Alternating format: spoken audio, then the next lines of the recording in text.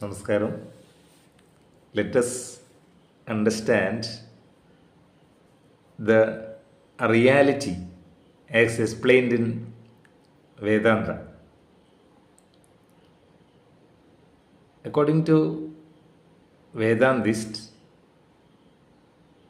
in the entire cosmos, there is a stationary, indivisible, invisible consciousness that pervade the universe,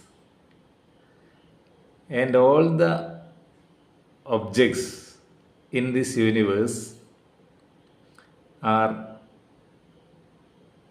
nothing but forms and shapes that are derived from this consciousness. There is a famous verse in Bhagavad Gita which explains this. The verse goes like this: Yathai-thamsi samignotnir bhasmasat kuruterjuna jnanagni sarvakarmanam bhasmasat kurute tatha.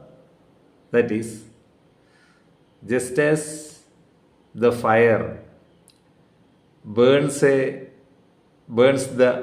firewood into ashes, the real knowledge,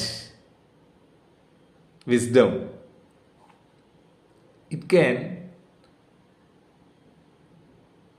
convert the entire earth or sun or moon. Everything can be converted into elementary particles or electrons. Once it is converted into electrons, there is nothing to see, invisible. That invisible, indivisible thing is consciousness. So, whatever present in this universe are not objects, they are activity, karma, because they are always in a state of vibration. There is nothing which is stationary in this universe. So, once we remove the motion, once we can wipe out the motion of the universe, what exists is the reality or consciousness. Okay.